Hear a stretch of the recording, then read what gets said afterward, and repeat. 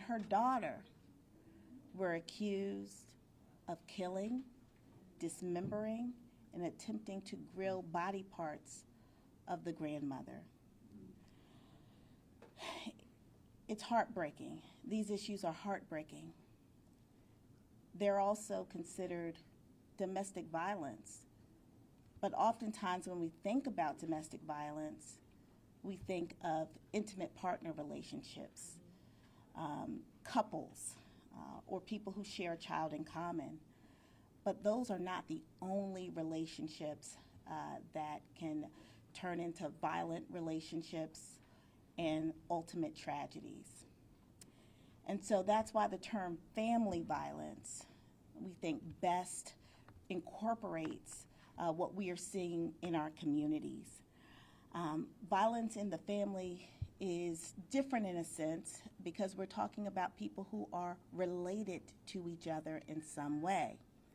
So the messaging that we send has to look and feel different.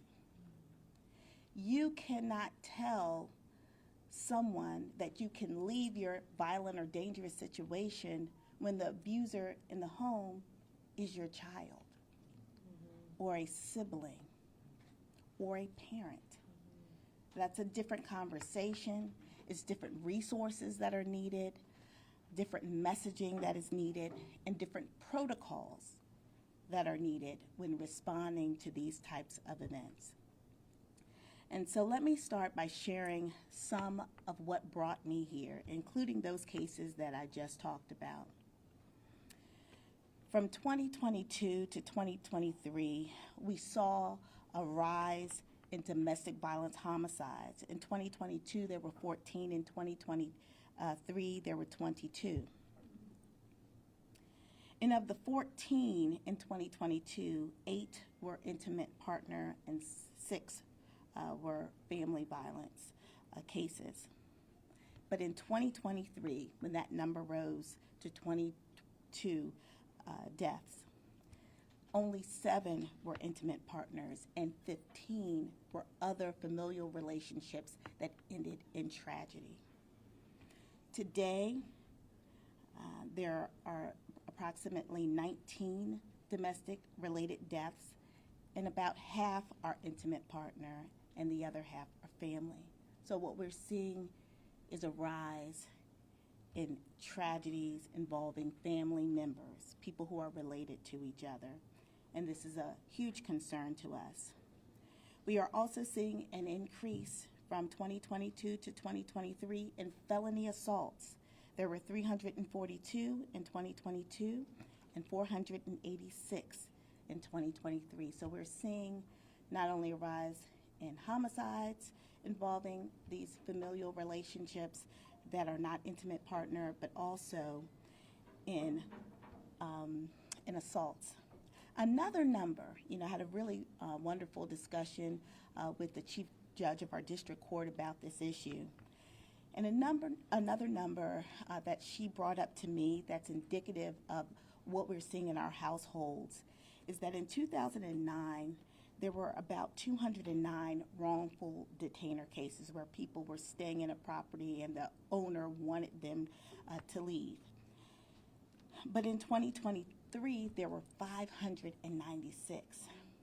And this number was really driven by elderly parents who wanted their adult children to leave their home because they were in fear for their lives. So these are concerning numbers. But the good news here in Prince George's County is that we do know how to deal with issues. We take these issues head on. We don't just talk about it, we do something about it. When I became state's attorney, we were dealing with intimate partner homicides at record numbers. However, throughout my tenure, we saw a decrease in intimate partner homicides by over 40%. And we believe that part of that was due to the interventions and the legislation that we got introduced to make strangulation, which is the most lethal form of domestic violence, a felony offense. That has led to a stark reduction in intimate partner deaths. However, we're still seeing deaths in the home when it comes to other family members. And so like we did with respect to intimate partners, we are not only going to focus on it by talking about it, we are developing a protocol, a family violence protocol here in Prince George's County, similar to the strangulation protocol that we develop for first responders and others who address family violence situations. So we are taking that model that we know works, but applying it to this issue of family violence. It will look a little different because we're dealing again with different family dynamics. But the goal is to connect individuals to services and also to hold those abusers accountable for their actions. It's going to look different, like I said, because in some of these cases we're talking about minor children who are abusive for a variety of reasons. And oftentimes it can be tracked back to mental health issues and addiction issues. The drugs that we're seeing in our community, even the marijuana, is different. And the effects on the brains of our young people is real and it's stark. And so that's why we have come together as a group, because this situation has to be addressed holistically. We have law enforcement partners, and my main partner in this, and I just appreciate our Sheriff John Carr so much. Let's give him a round of applause. He has come in and has been a true leader on the issue of mental health. That is the toughest subject and issue to deal with, having to deal with how someone thinks, and often driven by how they feel about themselves or other issues that we don't quite understand. We don't know what drives people to behave in certain ways, but they take that on every single day. And our police chiefs, thank you all so much for being here. You will hear from the chief of the Prince George's County Municipal Chiefs Association or Chiefs Association shortly, and he'll talk to you about the partnership that we share and their what they see and their goals here today. The interagency protocol that we're setting up is going to take a lot of time and effort.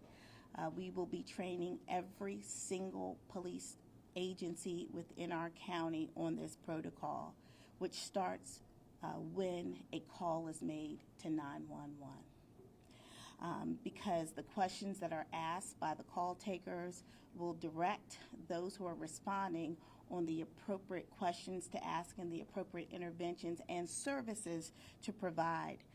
We will also have resource packages that we will provide to our first responders, because sometimes people are not ready to share what's happening in their homes, right?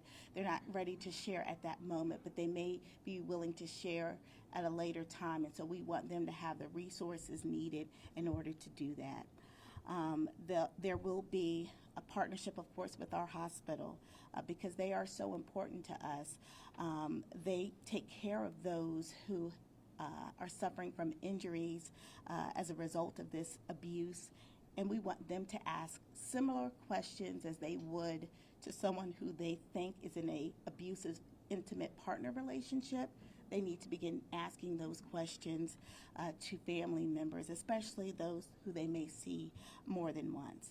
And so this is really going to be a collaborative, just multifaceted effort to determine what are the causes of the violence going on in the home, and the resources, connecting those individuals and those families with the resources that are needed in our community in order to help those families be stronger and better. I'm very happy to have partnered with all of these individuals here today.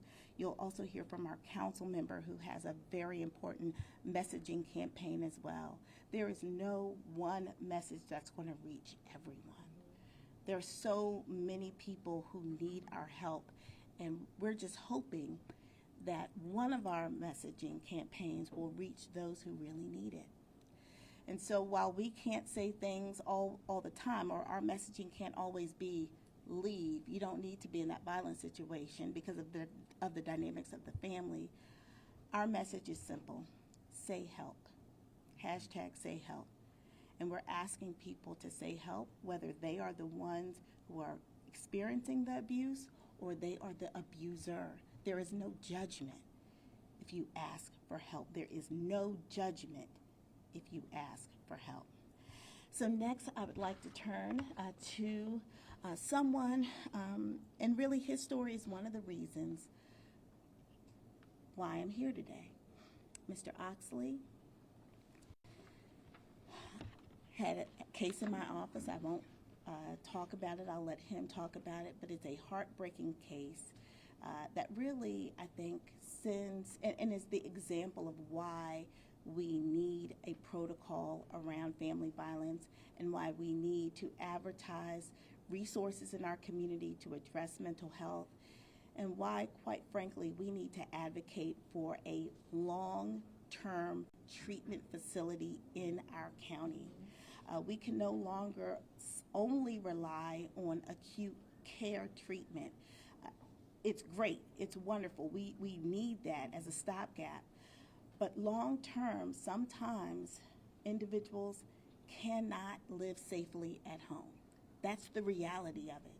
That's the reality. There are some families where their family members are suffering from such mental health struggles, and that they present a danger to those in their household that it is not safe for them to be there. We need to have places for families like that too. And so as part of this collaborative, in addition to the work that we will do today, which is educating people on the resources we have in the community, training our law enforcement partners on our new protocol, we will also advocate at the county level, the state level, and the federal level for resources to build a long-term care facility here in Prince George's County for people who truly need it, where they can be close to their families. They can be close to their families because we still love our family members, right? And we want to be close to them, but we also don't want to be abused or hurt or potentially killed by them either. And so those are the tough situations, those are the tough issues that we are addressing here as a collaborative. And so if you don't mind, Mr. Oxley, if you could come up, tell your story and what you believe is needed here in the county. Thank Sure. you.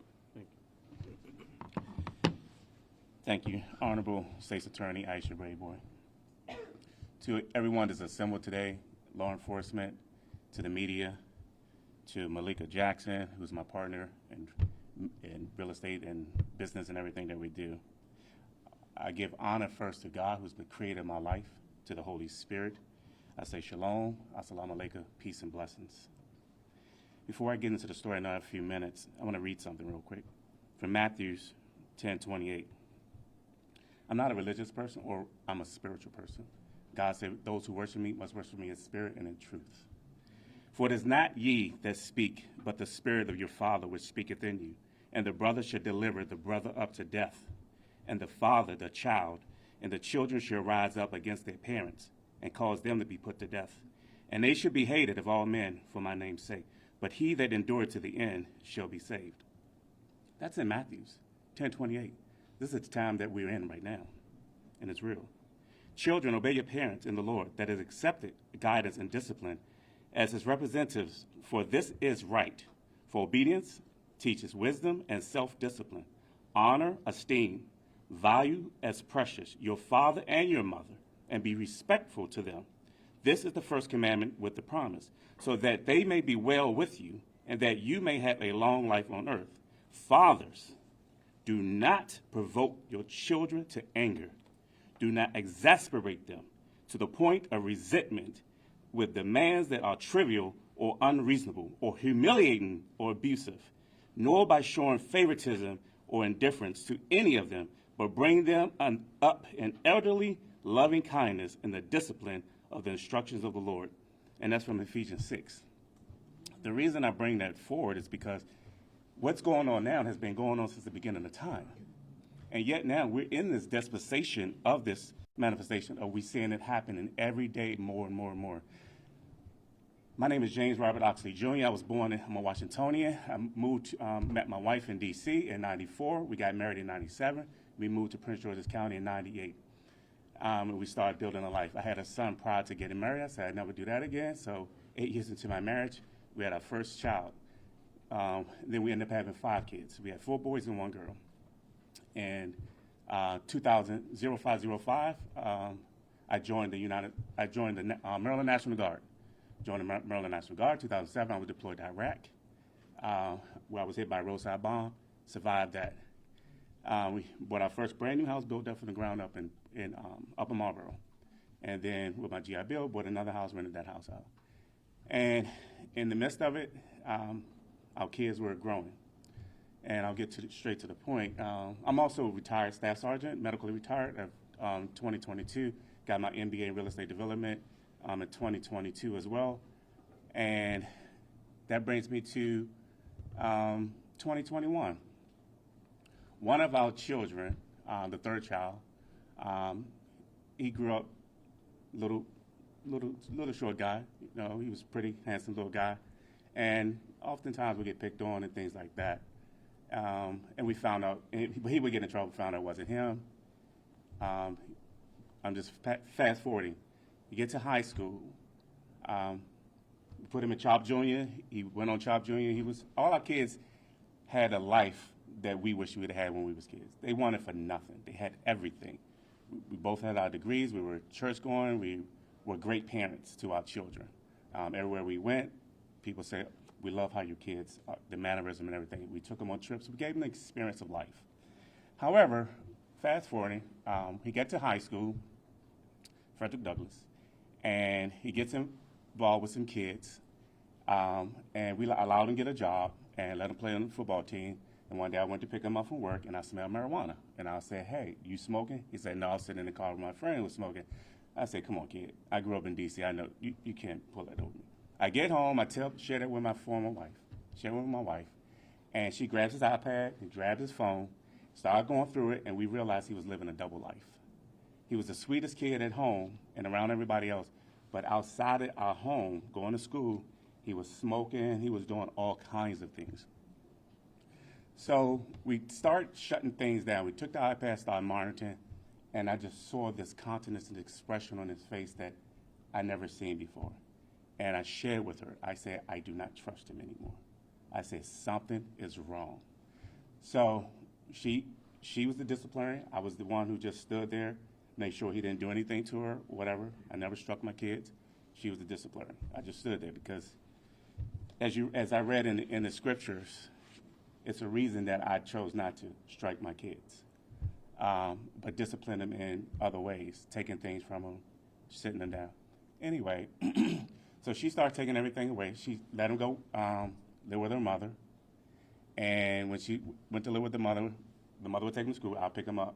So he was on the bus and getting high and all that stuff. November time frame came. It was snow. My other oldest son, he went to the Air Force, so she wanted all the kids home. So we let him stay home. And then Frederick Douglass and the schools closed down because of COVID and snow. My wife got sick on January 5th. I'm fast forwarding through it. Got sick on January 5th. Took her to Southern Maryland Hospital. Stayed in overnight. Realized it was just a bad cold. She didn't have the COVID or anything like that. Picked her up on the 6th. We come home. We were fasting in our fasting period. And I asked the boys, I said, go ahead and clean up. I'm great. Fixing some vegan food while we're fasting. My wife went upstairs, taking a shower. I was sitting on the couch here. My 8-year-old sitting down there.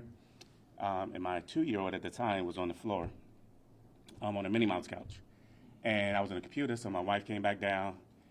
And she came, touched me on the head, and said, best friend. That was her last words to me, best friend. She went to the bathroom, came back, sat down. I'm on the computer, and all I can hear is pow, pow. I said, oh my gosh. I said, the TV is awfully loud. It's a big television. So I looked, and I see my wife sit up, and then I heard a shot again. I see her sit back. And then I look, and I see a silhouette of somebody, an image. And he turned real quick, and he just fired, shooting my 8-year-old twice. And I looked, I said, oh my gosh, that's my son. So I didn't care. I just dropped my computer. I jumped up, I went at him. And he had the gun point blank, and he fired, pow, pow, at me. And that's why I give honor to God, who's the creator of my life, because I'm standing probably up where that camera is, and we're right here. And I'm coming at him, and he fires point blank. And the bullet strikes me here and in my side. So that wasn't nothing but the spirit of God. That bullet could have hit me here in the arm and take me out. I'm in the military, so I know what point blank and the body shots can do to you. And then he shoots me twice. I realized that I didn't know that I was shot at the time. I said, I seen the gun drop, and I chased him around, because I have two ways to go around my house. I chased him around. He went around one way. I went around the other way. Caught him at the door, and I was wrestling with him, trying to get him on the floor. And what I realized is that when I tried to grab him with this arm, I couldn't. I said, oh man, he must have shot me. So I'm getting a little dizzy. So the Lord said, let him go. So I let him go. He flies out the back door, shut the door. I go tend to my wife. I realized that she had expired and my 8-year-old son had expired. And then this time, my other son was upstairs. He came down, said what happened. I told him I'm on the phone with the paramedics. I'm on the phone with the police. And I mean, they came just like that. They came in, and we had to call the police before, because he went down to some friend's house and was stoned out his brain. And the officer came up and was talking to him, and he was standing around. He's like, looking around. He's like, kid, he said, you got this big house you live in. You got these wonderful parents. Why are you down in a house that nobody will want to live in? But that's what he wanted, you know. So I look at these kids, those kids that don't have anything, not all the time, but don't have anything, oftentimes gravitate to those kids who don't have anything, and then they run amok, and they want to rob, steal, kill, and everything else. But in this situation, this kid had everything, everything. And yet it wasn't enough. And he wanted the life of the kids that was doing mischief. It was more appealing to him. Even after I shared my life story with him of being in the streets of D.C. and what I went through and how God brought me out of that. So in the midst of that, they take me out. They fly me to the Maryland, Southern Maryland, and then they medevac me to the new hospital where I received treatment. And now he's incarcerated. And here's the thing that I know as mental health therapists in here. Here's the thing what I wouldn't have known is that when he was in Cheltenham, he passed out. They took him to Georgetown. And when they took him to Georgetown, they found out he had all these lesions on his brain in a form of some rare form of MS that was developing. We found out he was vaping. He was doing all kinds of things. So we don't know what he was ingesting that could have caused these lesions on the brains. So these kids that's running amok and that's doing what they're doing, oftentimes could be have some sort of brain damage, something manifesting in their brain, and then when they ingest the drugs or whatever, they don't see. Because when I grabbed him, his face was, he didn't have any emotions. Yes, thank you. Expressionless, thank you. It was in my brain, couldn't get it out. Expressionless, and it was nothing there. He wasn't there. It wasn't him. He wasn't there, and I knew it was a problem. And yet we tried prior to getting up to this point. I know my minutes is up. Prior to getting to this point, when he was going through, we tried to reach out to everyone. I'm in the military. I reached out to the military. I reached out to the police that came to our house. He said, the only thing we can do is incarcerate him. You can't keep incarcerating mental illness. He's never been arrested. You can't keep incarcerating the mental illness. They need a facility. I was trying to find a facility where he can go, still get his education, get mental therapy, drug counseling, and all kinds of things in a safe environment where he can grow up and come out of that childhood state and be like, thank God that what I was going through, now I'm a man or I'm a grown up, now I'm healed. But if we don't do that, if we don't find this, we're going to keep having these issues. The state's attorney here now, or whoever may replace her when she promotes up, is going to keep going through the same problem. We know where she's going next. It's the same problem. You know, we're going to run into the same issue. So what you stated today, Honorable Aisha Rayboy, is that, yes, we need some type of facility. There's a lot of buildings. I'm a real estate agent. Malika's real estate agent. There's a lot of buildings that we can transform in Prince George's County or surrounding counties of Maryland to start putting our youth in there to give them a chance. Get them away from the streets, get them away from the drugs, let them detox their body, detox their mind, and put them in a positive environment. My name is James Robert Loxley. That's my story. I'm sticking to it, and God is great. Love you all with the love of God. Thank you, Mr. Oxford. Powerful story. And so when you hear stories like this, and imagine me having to being this prosecutor, having to figure out how to find justice where the individual who is the next of kin, who we would be consoling and seeking services for, is also the individual responsible for the respondent in the case. That's tough. And what does justice look like?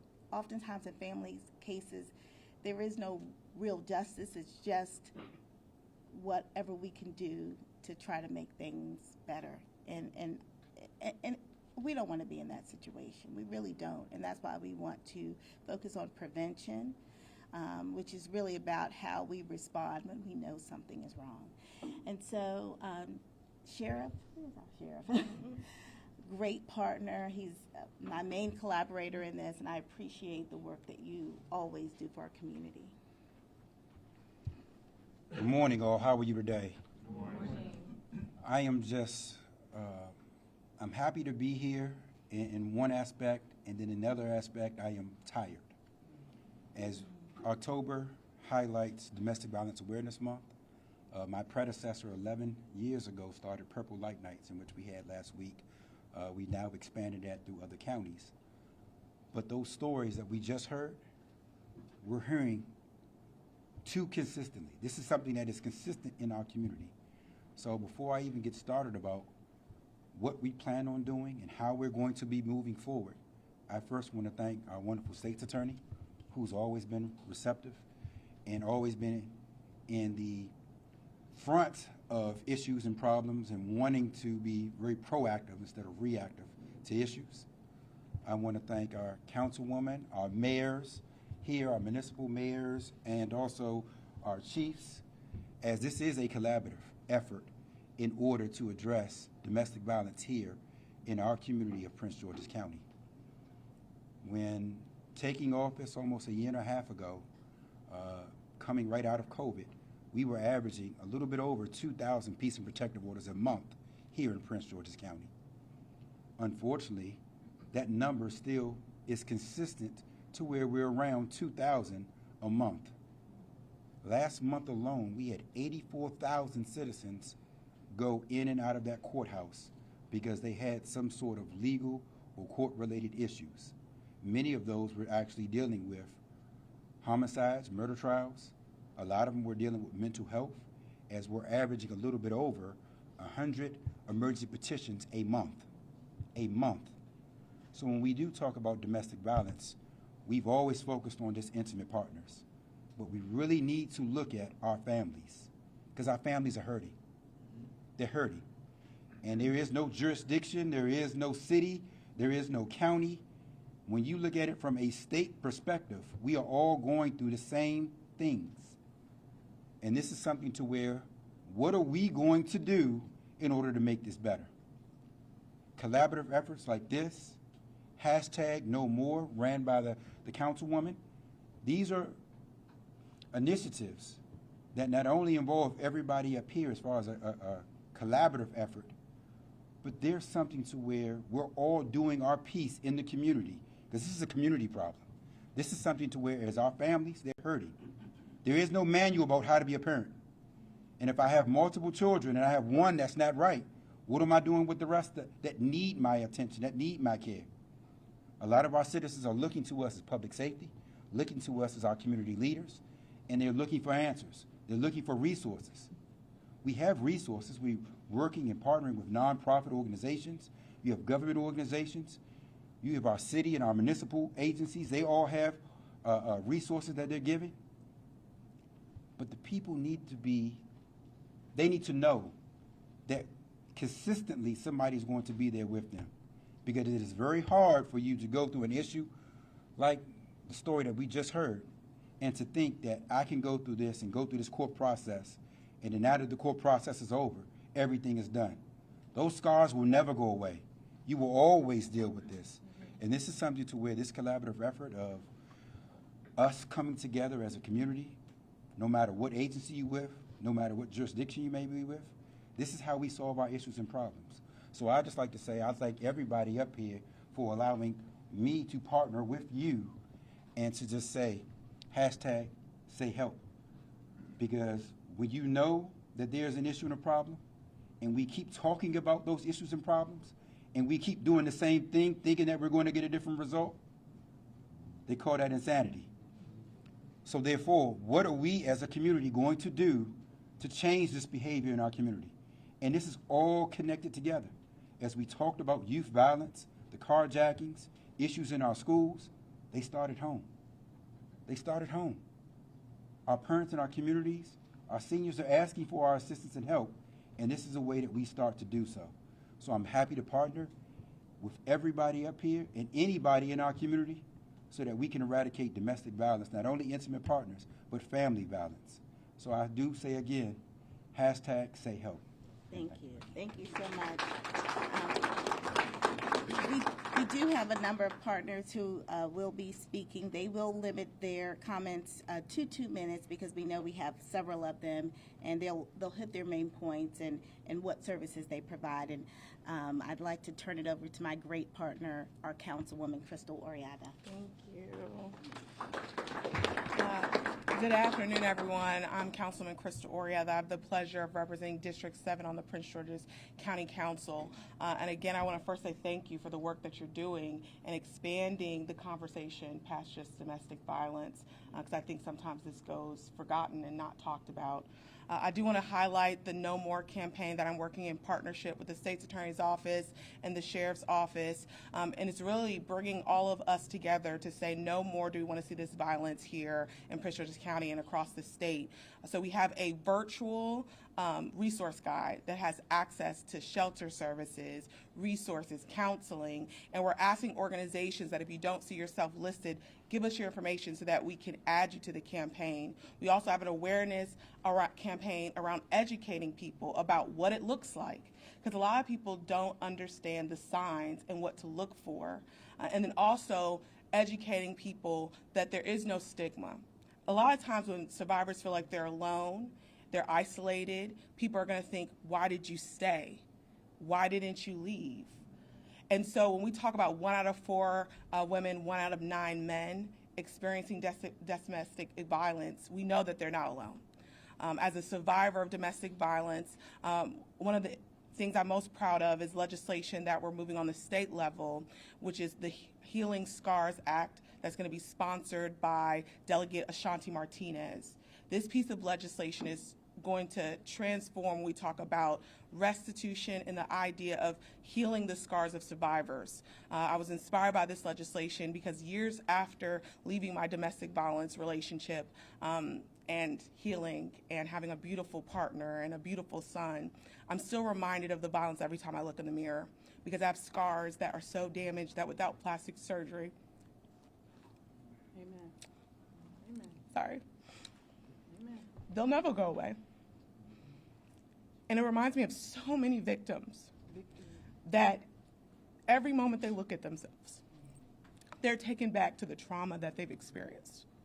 And so what this legislation will do is say that it's mandatory for insurance companies to cover plastic surgery for our domestic violence survivors. It'll also work to amend the Victims of Crime Act to include plastic surgery costs as a resource and mental health services for those that are not insured. And lastly, the bill will look at restitution for survivors and making sure that when our abusers are taken to justice by the state's attorney, there's mechanisms for restitution. We have over $8 million in lost wages for survivors of abuse, just alone, not talking about mental health services or restitution for other areas. So I'm excited about this campaign, but we can't do it alone. We need everyone to join the state's attorney's office, the sheriff's office, myself, Delegate Ashanti Martinez, all of the people standing here today, so that we can make sure we get this across the finish line. And hopefully, this is a piece of legislation, not here just in Maryland, but that the nation will follow us in doing this. So thank you. Thank you. We will now hear from the president of the Prince George's County Police Chiefs Association, Chief Tyrone Collington. Good morning.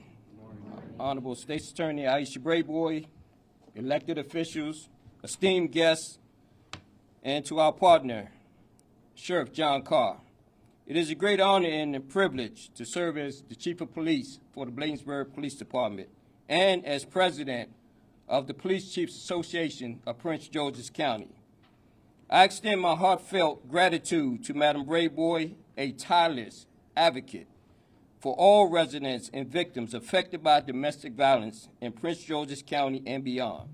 Her unwavering dedication has earned her deep respect throughout the county, particularly among members of the Police Chiefs Association. For over 2 decades, Madam Brayboy has fought for justice, ensuring that victims of these heinous acts receive the support that they need. As October marks the beginning of Domestic Violence Awareness Month, we proudly join Madam Brayboy and our partner, Sheriff Carr, in launching the new collaborative initiative to end and eradicate domestic violence. We recognize that domestic violence does not discriminate based on gender, identity, sexual orientation, race, or social, economic status. We are thankful for Madam Brayboy's courage, tenacity, and commitment to being a voice for those affected by domestic violence. She is dedicated to eradicating the abuse that victims have endured for far too long. Whether it's victims facing their abuser or a child fearing for their safety, Madam Brayboy's strong approach to addressing domestic violence and her commitment to justice make Prince George's County a safer place for everyone. Madam Brayboy, thank you once again for your leadership and your unwavering dedication to protecting our communities. Thank you. Thank you. Thank you very much. We will now hear from the CEO of the Community Crisis Services, otherwise known as 988, Tim Jansen. Thank you. Thank you. Thank you. Good morning / now afternoon to everyone. I'm Tim Jansen. I'm the CEO at Community Crisis Services in Hyattsville, Maryland. Our organization has been doing crisis intervention, suicide prevention, and domestic violence prevention and intervention for 55 years. 988 is not new. It's a new phone number. It's a new way to connect people that is easy to remember. The hotline used to be a long 10-digit number that no one could remember. So the feds came together and turned it into 988. So like 411, 311, 911. 988 is your call to talk with somebody to get help. All you got to do is pick up the phone. They don't need your name, where you're calling from. They may ask that, but you don't have to tell them. It's a great way to start a conversation about what might be going on. I sit back and I listen to the stories that I've heard, and I recognize the scars that people have shared, and it's amazing, and the strength that it shows to get up here and say those things is amazing, because these stories help everyone else who has a story, because most of us have a story. 988 is the suicide and crisis line. That doesn't mean you have to be having thoughts of suicide to call, or even be in crisis. I'm worried about somebody, so I'm going to call. One of the things that we all need to, as Michelle Obama would say, do something about is get involved, make a call, ask a question, see if there's a resource. One of the great things about 988 and your crisis center here in this county, we answer on the phone in English and in Spanish 24 hours a day. You can text or chat. You can communicate video chat with ASL for our deaf and hard of hearing residents in the county. We have lots of them. Lots of ways to connect. I will share with you that one of the aspects of family violence that is often overlooked is suicide. Suicide is family violence. I lost my mom to suicide 4 years ago. I have scars. They're not. I don't look in the mirror and see them all the time.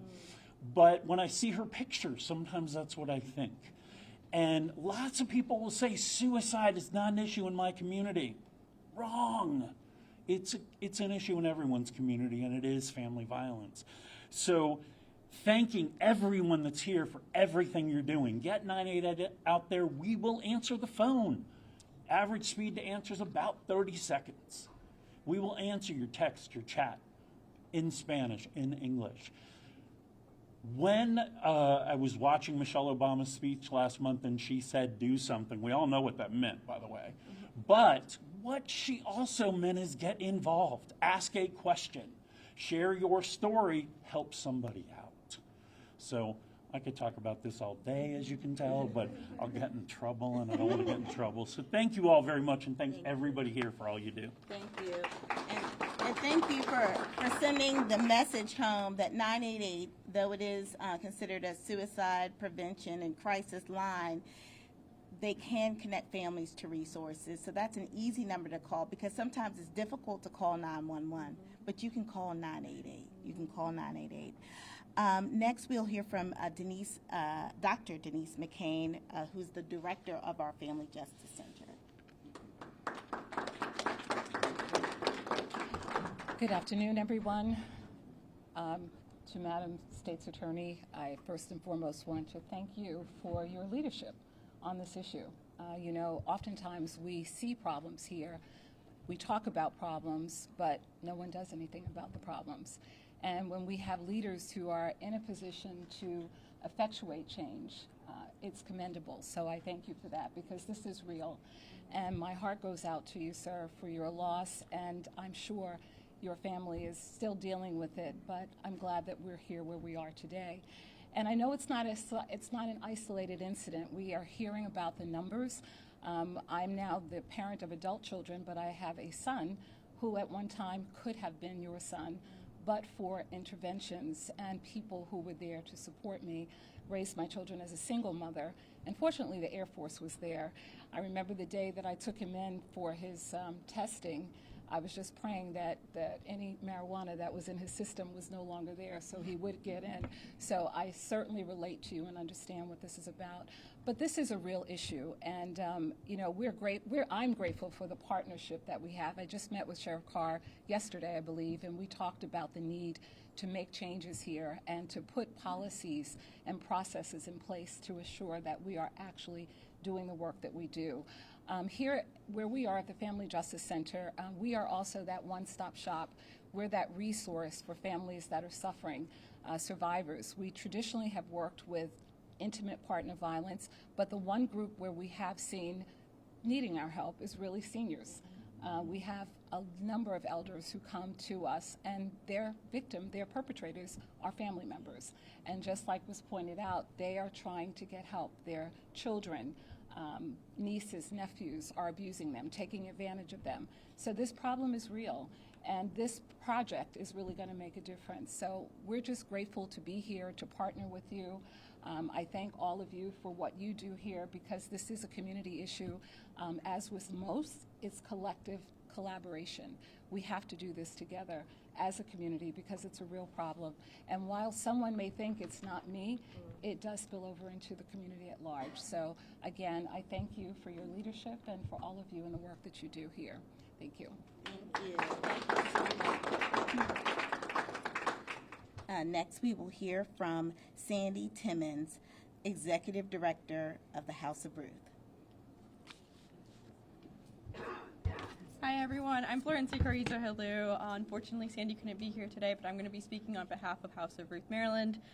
Good morning. I'd like to begin by acknowledging the incredible partnership that this initiative has. We're so grateful for the state's attorney for extending this invitation and for recognizing the value of working together and making a real difference for the people in Prince George's County. At House of Ruth, our administrative office is based in Baltimore City, but our reach extends beyond. We are proudly served not only Baltimore, but also Baltimore County, Montgomery County, and Prince George's County. In fact, 18% of the 11,000 people we serve annually come from Prince George's County. That's about 2,000 individuals each year who rely on our services in the community. We've been dedicated to supporting Prince George's County for nearly 2 decades, providing not just shelter resources, but also crucial clinical counseling services and legal representation.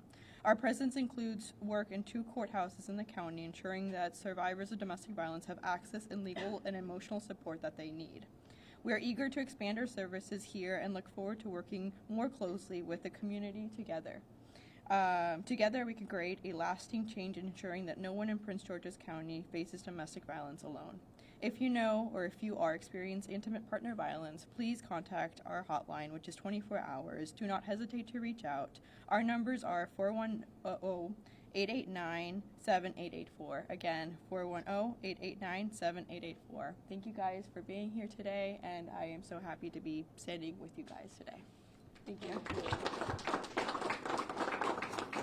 And thank you so much. And oftentimes, people think of House of Ruth, they think about intimate partner, victims of intimate partner violence. But when we started several months ago with putting together this collaborative, House of Ruth said, count us in. We serve more than just intimate partner victims. And so that was something that I didn't even know. And so I'm grateful for the partnership from the House of Ruth. Before we hear from our last speaker, which is our host here, Metalworks, who's going to be represented by Dr. Ron Garrett. I know that Mayor Selena Benitez wanted to be here today. She is the president of the Municipal Mayors Association. She was unable to join us, and I know we have a few mayors here. If anyone wants to say a couple of words on behalf of the mayors, I would appreciate it. I don't know who's okay, thank you. If our mayors can come on, all the mayors come up here. I'm Mayor Kashina A. Cross, City of Glenarden. Thank you, Madam State's Attorney. Thank you to Sheriff Carr. Thank you to our illustrious Krista Orada, who is the County Council member. On behalf of the mayors, in her absence, Mayor Selena Benitez, who is the Prince George's County Mayors Association President. We do stand here as mayors and acknowledge that we not only have a deliberate responsibility to this program, but we are invested in this program because we are the leaders who shepherd the flock that is unfortunately impacted by this program. I stand here with our mayors that will also stand with this program, but we give another number, 88788.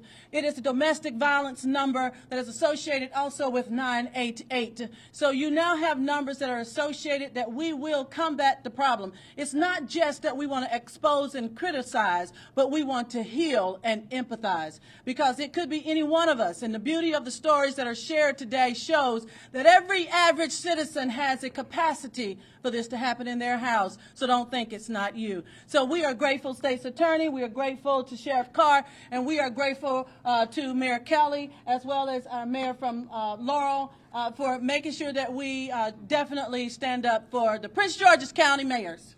Thank you. Thank you so much, Madam Mayor. And last but certainly not least, our host, and this is so important, and afterwards I think we're going to get maybe a tour for those who can stay for a tour.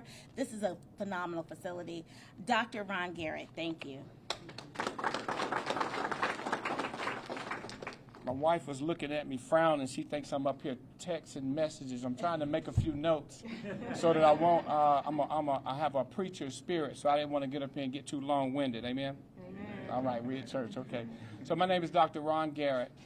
I serve as the director of reentry health services and supports for Metalworks Behavioral Health. But I have to make it clear that I'm formally known as inmate number 103-9005. Because I served 20 years in the Georgia Department of Corrections. And what we're talking about here today, I had the opportunity to descend from a place of freedom in the community to go and see what the impact that has had on people's lives who do not have access to adequate behavioral health care. From 1998 to 2018, September the 4th was my 6-year anniversary being back in the community.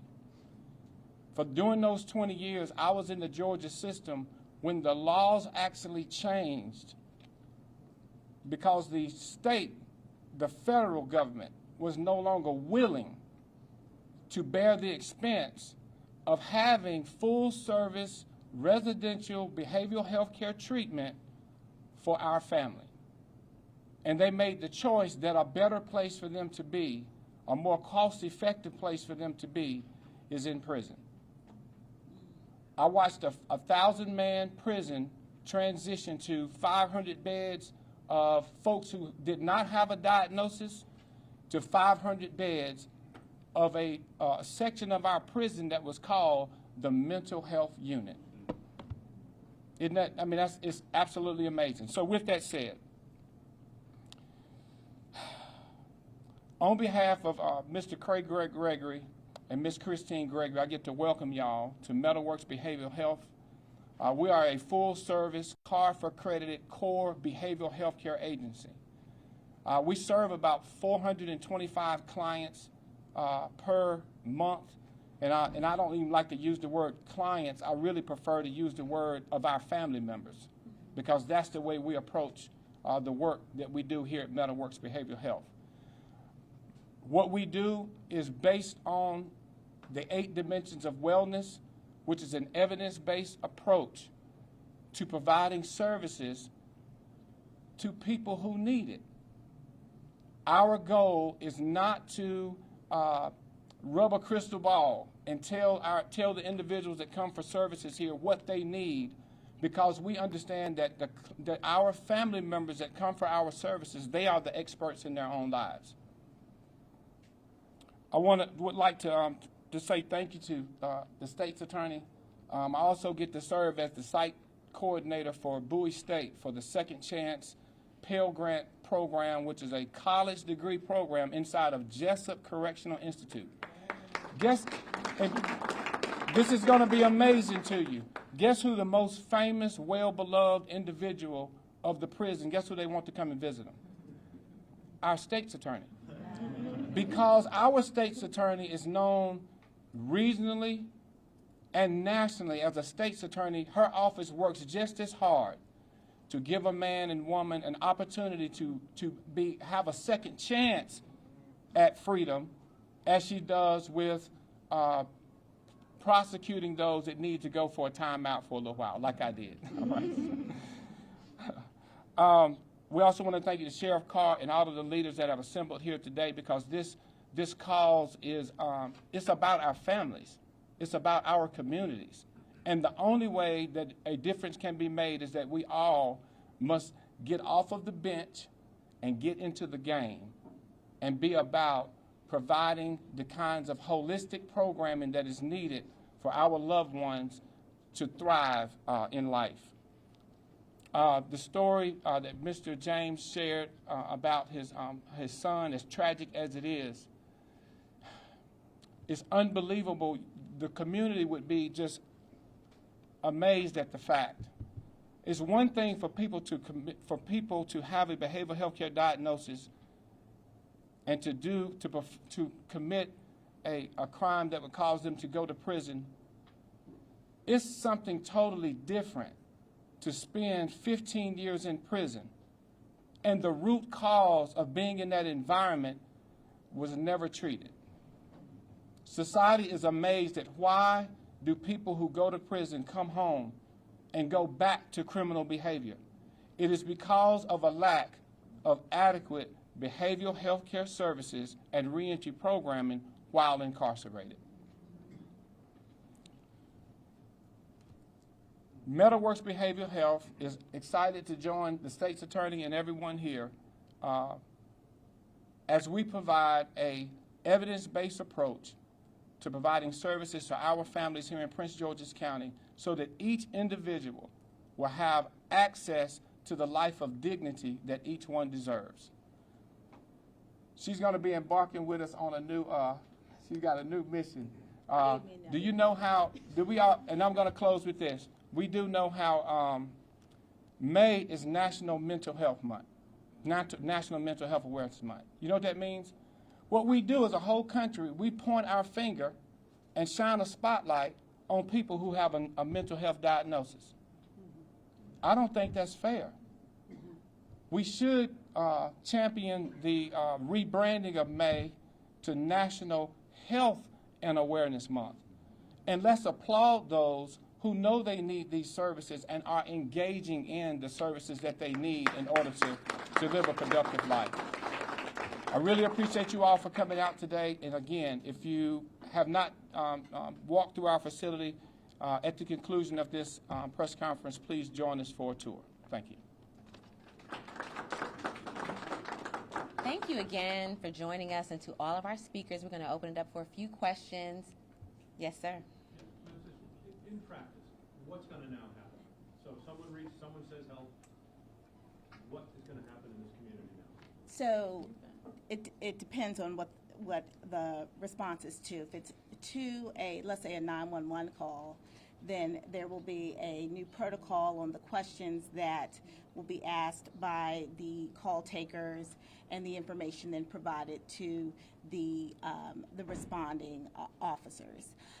When the officers respond, they will not only ask additional questions, but also have information to provide. We're getting these materials printed, and so hopefully in the next week or so they'll have them, so they can provide folks with direct services. If because oftentimes in these situations the family just wants it to stop, and then they don't want to pursue charges against their loved one, but they still need help. So we want them to have the resources to get that help.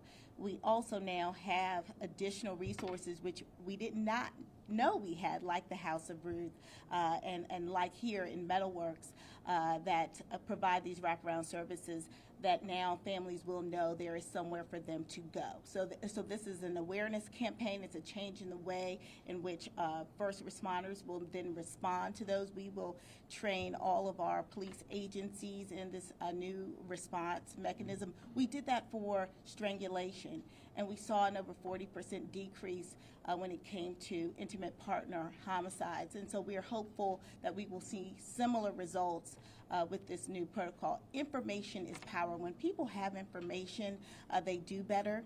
Not everyone will take advantage of the situation. That happens. But a lot of them will. And if we can reach one more than we would have, it'll all be worth it for the families. Has PGPD agreed to do this, and has dispatch agreed to do this? PGPD has been, as part of our roundtable, we have met with them.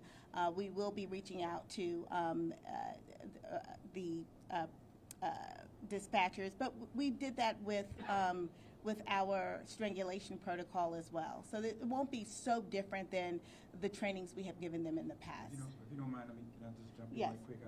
I do just want to speak from the law enforcement, and we were just talking about that. You see the different municipalities here. You see New Carrollton, Colwell Manor, see Pleasant Mayors, the Lowell, you see Glenarden, you see Bladensburg. We all sometimes work in our own silos when you're talking about a dispatch. So a call may be dispatched to the local municipality or to PG Police Department, and we all have our protocol. We're trying to bring everybody together. So if you're dealing with an individual, one, our literature and information is always the same, but two, we can actually funnel them through the same process no matter where you may be throughout the county. We have a wonderful family justice center that, again, to be honest, in my opinion, I think is still underutilized, even with the high numbers. They do a wonderful job. When we talk about the strangulation and the sexual assaults, the police department does a wonderful job in making sure they vet that information and they go through. But if it happens in a municipality, if it happens somewhere else outside of that, how do we connect all of this stuff together to make sure it doesn't go through the cracks? And that's one of our problems, is that we have a lot of people working on the same issue and problem, but we're not coming together to make sure we're addressing it as a whole and together. So you're going to try to get these things out? Oh yeah, we'll get those out. Police going to have these? Absolutely. Yes. I have one question. I was an overresponder for I-Line under 988, and there was a few calls that I went on where there were youth involved that were abusing the parent. Yeah. And when we would come out, the officers don't do anything because, one, we didn't see it firsthand, so there's nothing that we can do. And then you're informing the parents, the mother, that she has to drive to go file charges herself. And then there's a confusion in that because of the age of the child. Knowing that he's using drugs, he has a mental health illness, but you can't even get him to the hospital without an EP done, and then no one wants to do an EP because in that moment he's not a threat to anyone when you come to the home. What do Yes. you do to stop him? Yeah. So that is actually, and trust me, I just had that very issue over the weekend. Someone called with that very issue. And so that is something that we are still working through. But this collaborative is really about not having all of the answers today, but being able to work through issues like that. And trust me, trust me, I understand that issue. And we do want our first responders to understand sometimes the stress that the parent is under. And there are things that they can do. And so we're going to empower them also with information so that they're not leaving it up to the parent or telling the parent they have to do X, Y, and Z. So that's something that myself, along with our sheriff, has definitely identified as an area of education that we can provide to our law enforcement partners. Yes. Bethany had a question. Another data point this past month, this is from Maryland Reports, is that Prince George's County had the highest number of domestic violence protective orders filed as of September compared to all counties in the state. Why would you say, or just wondering, it's so concentrated here in all forms of domestic violence, and how do you believe this eventually will be addressed? So when we look at those numbers,